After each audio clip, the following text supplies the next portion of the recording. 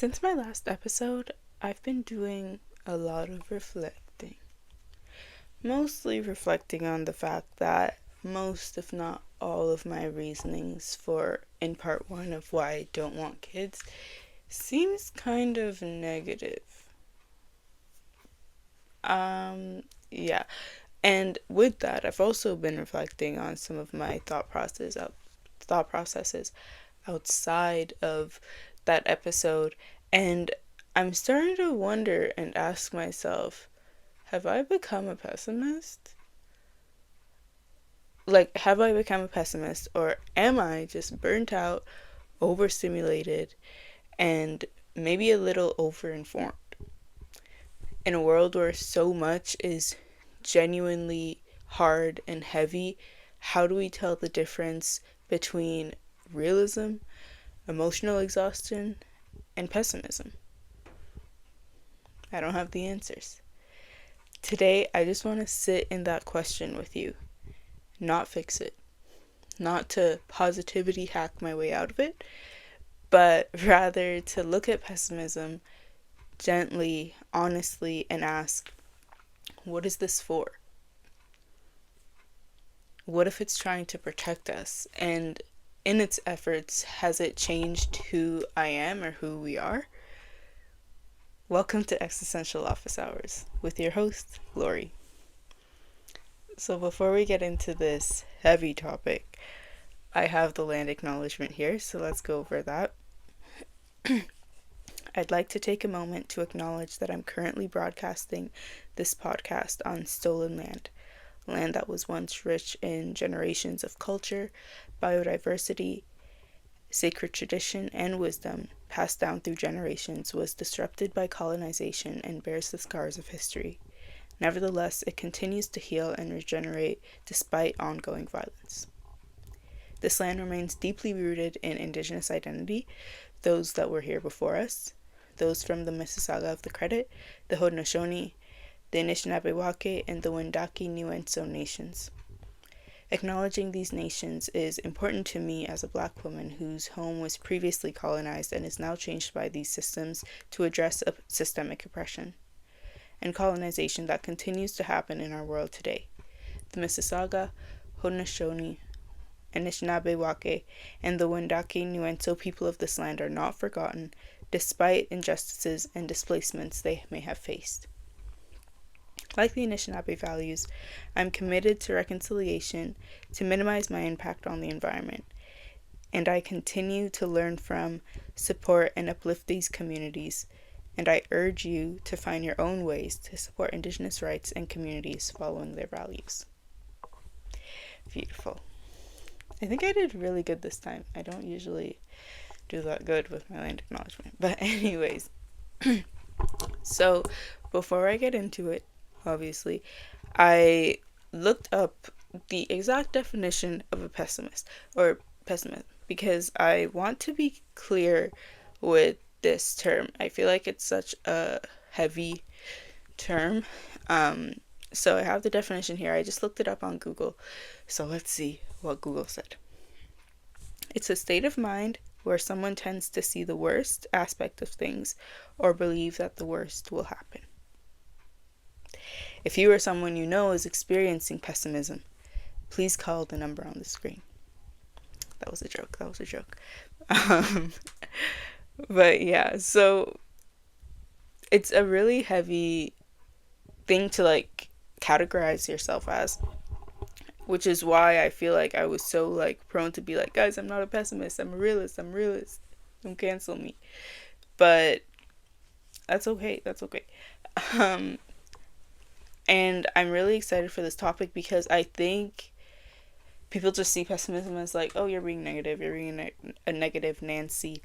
But there's once I started doing the research for this episode, there's so much into it and so much to unpack. So I'm going to unpack it for us right now. So I'm going to look mostly at the psychological background behind it, where pessimism comes from in one that might consider themselves or start to think that they are a pessimist, and also the philosophical lenses and how those come into play, because Our philosophers are like the OG pessimists. But gotta love them. Deviants of society. Um, so yeah, I wanted to introduce some psychological concepts and maybe talk about where the idea of pessimism or negativity comes from. And because I truly feel like humans are exposed to so much information, at least at this point in time, we're exposed to so much information and we truly don't know what to do with it. Whether that's positive information, negative information, it doesn't really matter. We have the world at our fingertips with our phones. And I feel like we have the world plus plus at our fingertips now with AI. We can find out anything like in a matter of seconds, and it's kind of crazy to think about, but it's true. So the first concept I wanted to introduce was the negativity bias. I don't know if other people may have heard of it. I feel like I've heard of it just from my studies, but kind of forgot about it. But anyways, it refers to the tendency for people to pay more attention to and be more influenced by negative information compared to positive information. So this just means that we tend to have a greater impact on, or negative information tends to have a greater impact on our emotions than positive ones. Like, think what would invoke more of a response in you if you got like 10 compliments on your outfit one day, or if on that same day your crush said that you're not their type. Would the positive compliments outweigh your crush's um, opinion, or would it be vice versa? Because I feel like for most people it would be the crush one.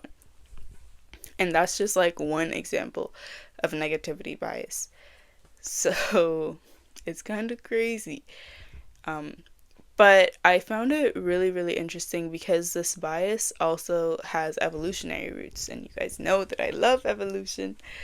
Yeah, and how those come into play is because like archaic humans would be more interested in protecting the band from predators, so making sure they're always on the lookout for predators, like, you know, things that could eat them, kill them, whatever, poisonous roots, whatever, than things that are safe, you know? So it's kind of, in a way, like, rooted in us to just, like, always be on the lookout, or just kind of be more attuned to negative information compared to positive information, which I find really, really interesting because they're, I don't want to call it negativity because they were just doing what they did to survive, but that was serving them.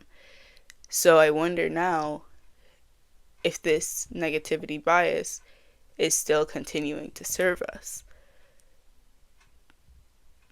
Oh, wait, slow down, slow down.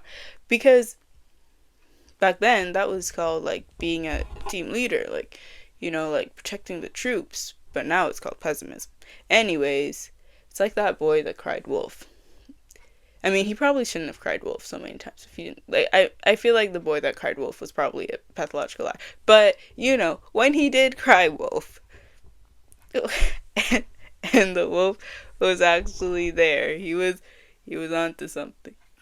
Maybe the boy, what if the boy that cried wolf was a psychic? And it just took him a couple tries. Okay, we're getting off topic. We're getting off topic. But that's a good point.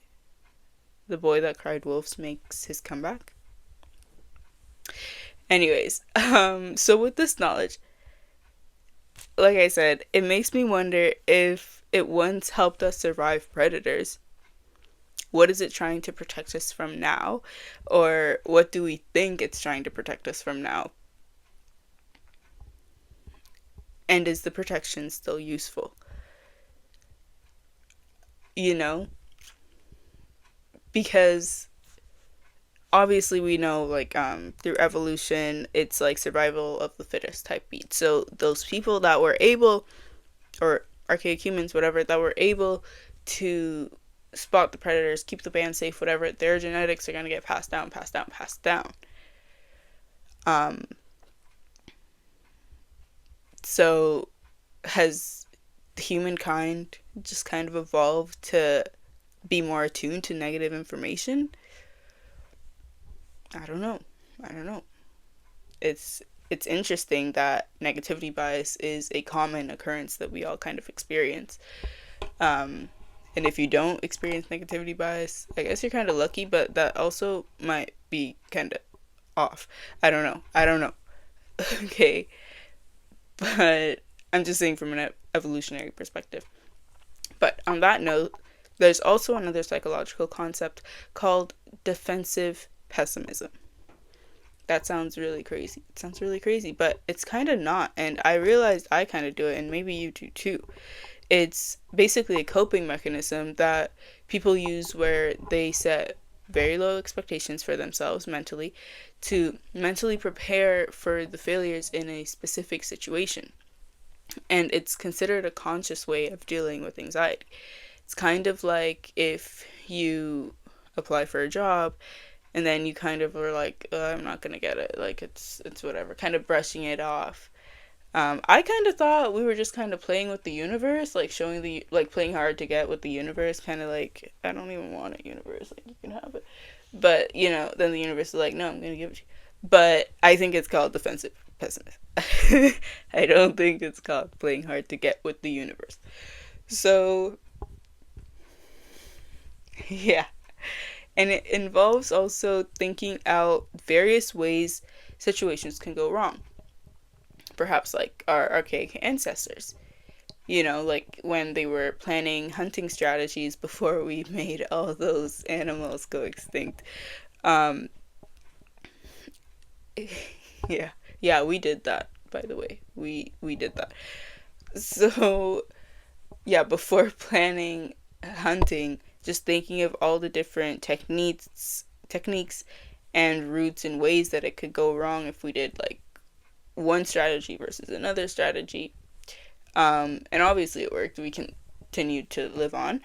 But yeah, that's kind of what set us apart from some other animals that maybe didn't live as long. Socialization, for one, and the ability to think in a group.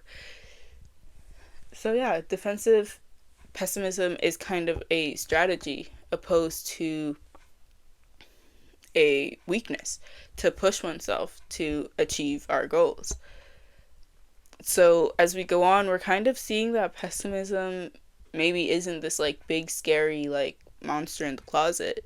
Rather, it might be our guardian angel? Question mark? I don't know. So I'm wondering if it's better to expect the worst and hope for the best. You know, kind of like when you see like estimated shipping times or arrival time for something and they always overestimate it, and then like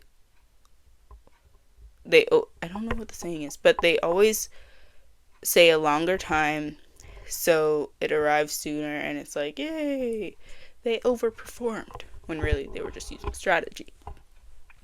And also, what does it mean if I'm comforted more by pessimism than by hope? Truly, because there's nothing quite like false hope, right? um and we don't want to get stuck in that mindset that's like you're being, I don't want to say too positive all the time, but you don't want to give yourself false hope for things. Like in the job instance, you don't want to be like, oh, I nailed that in the bag, like I have no doubts, and then you don't get the job. Like, so is it better to be comforted by like negativity or pessimism than by hope? Obviously, I'm sure it's situational, um, but it's kind of like prepare for the worst, hope for the best type thing. Again.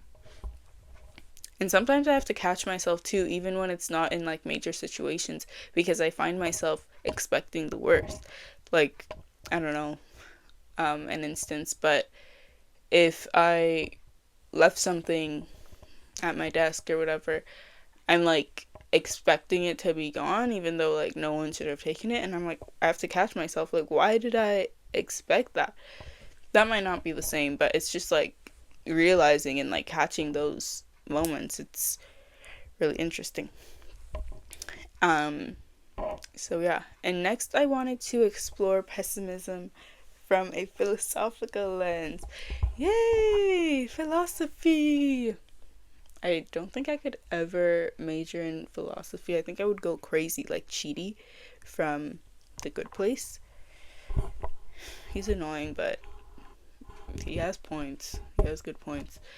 Uh, so now that we know some of where this might be coming from a psychological lens, let's look at the philosophical lens.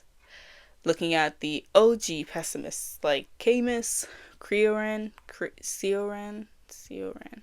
and Beckett. I don't think I'm ever going to get that name right. Cioran. Camus, Cioran, and Beckett. They all saw the absurdity of life and kept on living anyway. And obviously, we know absurdity is acknowledging that life has, like, no meaning, but they kept living anyway. And I think that's a really brave thing to do, quite frankly. Especially, like, back in the day when everyone was probably like, you're a witch for thinking that. And then there's this quote that I found by Roman Roland that says it takes the pessimism of the intellect and the optimism of the will.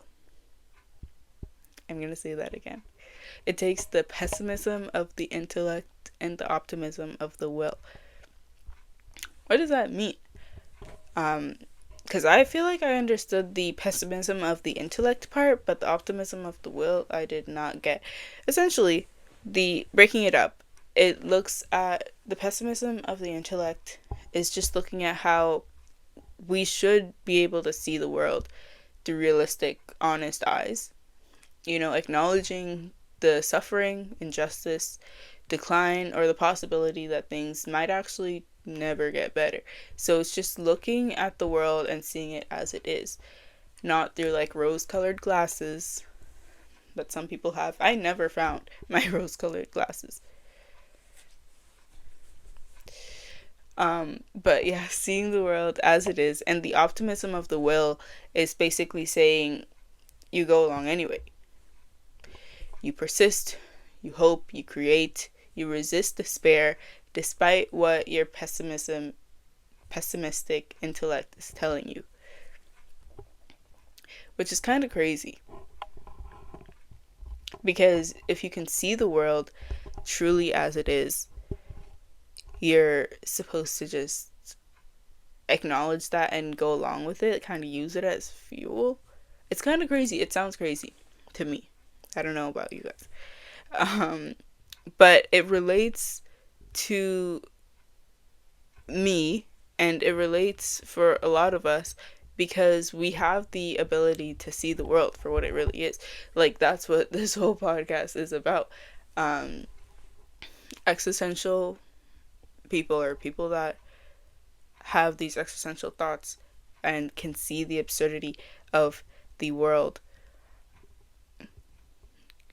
but we're just kind of like forced by society to keep going despite all of this, or rather we have to find our own reasons to keep going despite seeing the absurdity of it all, and seeing the world for what it really truly is. So I think we're kind of like special in that way. I think we are kind of special in that way. And I think what this quote by Roland is saying is, why not make it worth it? Kind of. Like, you already know the absurdity of it all. So why not kind of do what you want? Do what drives passion for you. So even though our pessimistic intellect is doing its job of identifying the world around us so we can see it as it is, and maybe we're special because not everyone has the ability to do that. Like I said, some people have their rose-stained glasses. We don't have those glasses. Yet we can choose to care. Like, we can choose to care and try for whatever movements that move us and feel like a lot to us.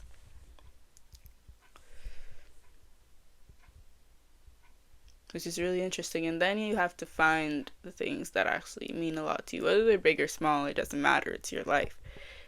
Live it.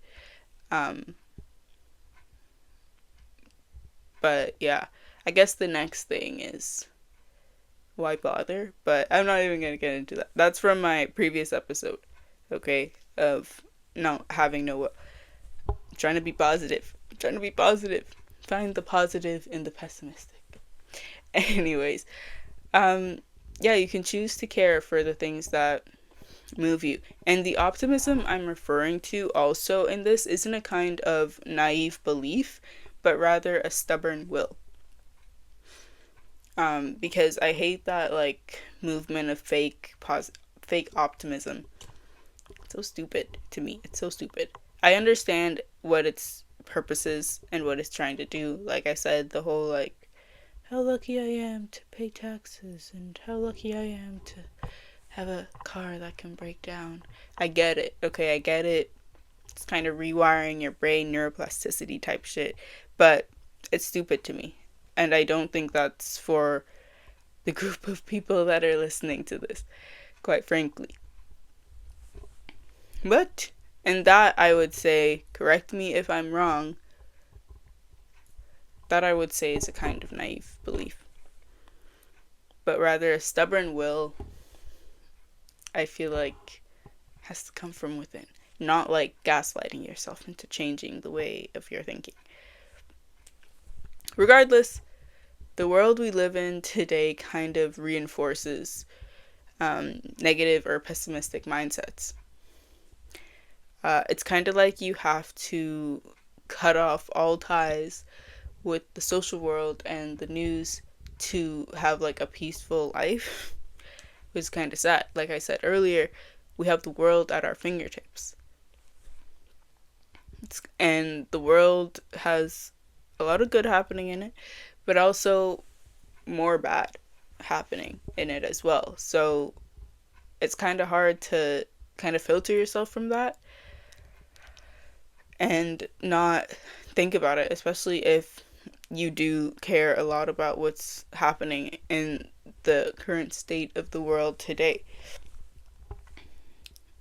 So yeah, it kind of reminds me of the fallacy of appealing to fear. And I learned this in my critical thinking course. It's basically when someone tries to persuade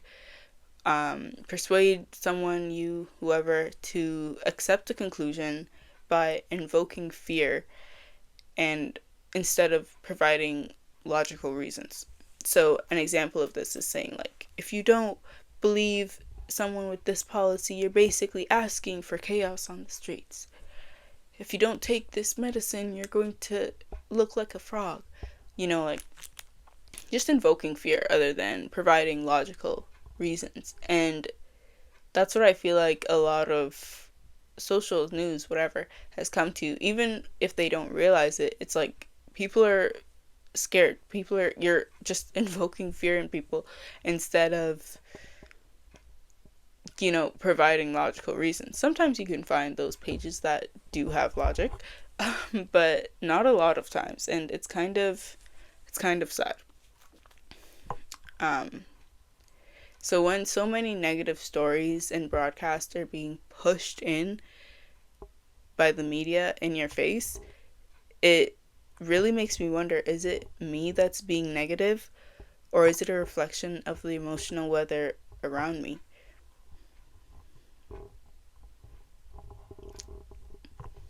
Truly, like, is it me or is it the emotional weather? Do you blame the seed for not growing if it's in the desert? I don't know. I'm still figuring it out and exploring my pessimism openly and genuinely, and I urge myself to not even call it pessimism, because I think from the episode today we've learned quite a lot that it might not be considered pessimism, and I wouldn't necessarily know what to call it intellectual pessimism, maybe. But yeah, maybe pessimism and motivation can coexist together. Who knows? The optimism of the will. We need a lot of will.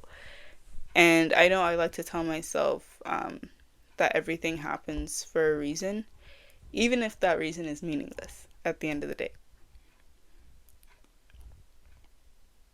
Yeah, which I think provides some comfort for a lot of people, knowing that everything happens for a reason. Even if you find out the reason years down the line, you'll find out the reason one day, hopefully.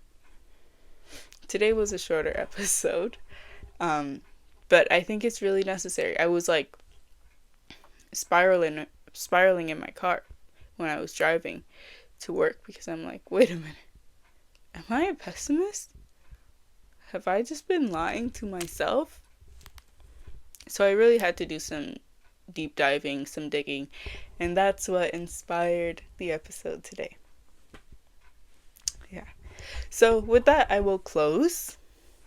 Super short episode today. And I'll say, so if we can't believe that everything will be okay, can we at least believe that something will be okay? Can we? I don't know. I'm just asking, throwing questions out there. I truly encourage you, though, if you do relate, to sit with your pessimism. And don't dismiss it. Rather, try to understand where it's coming from and why it's serving you, and also how it's serving you. Think being pessimistic or whatever has such a negative connotation, and people are so scared to be like, yeah, I'm pessimistic, I'm a pessimist, whatever.